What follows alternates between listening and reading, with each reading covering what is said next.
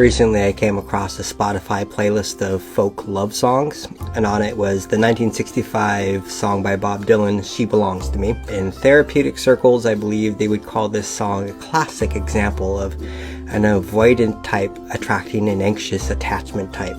Good luck. Taken at face value, She Belongs to Me by Bob Dylan is a character sketch. It's not a love song. There's this woman. She is a transformative artist, turning day into night, and she'll change you too. She is mysterious, powerful, and if she sees you at all, it's from a vantage point of control.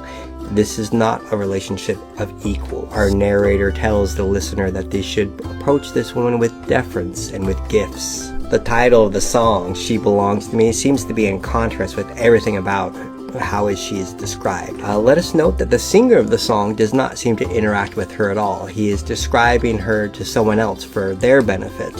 But this is not just one man moving his hands in the shape of an ideal woman. There is no hubba hubba. Whatever the singer thinks of this woman, they're keeping it to themselves. But to have such a subtle, nuanced view of a person, you need to have some real deep interest. We don't dig too deep into the hearts of people we have no reaction to. Our singer sees her, but for whatever reason, moves no closer and leaves her for others to pursue.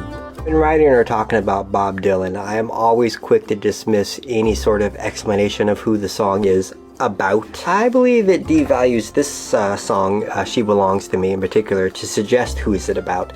Personally, unless we know this particular person, declaring who the song is subject about isn't a good use of what art is for. I don't know. Maybe your neighbor is with Joan Baez and you could listen to this song and get to know her better. Otherwise, it's not what art is for. Secondly, celebrity personal lives have always been part of the draw and paying attention to them. I get that, sure. Cheap fun attached to their work, but for goodness sakes.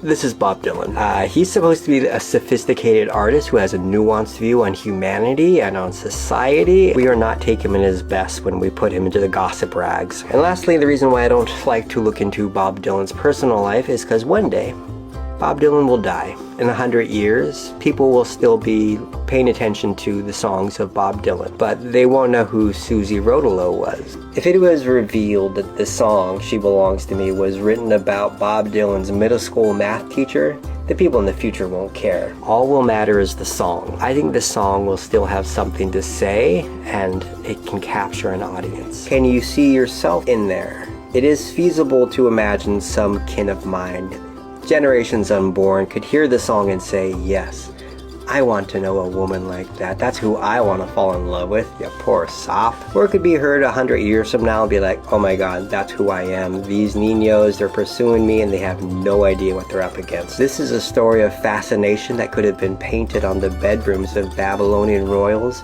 or it could be in the diaries of art school students 1,000 years from now. Bob Dylan's romantic life has no place in it.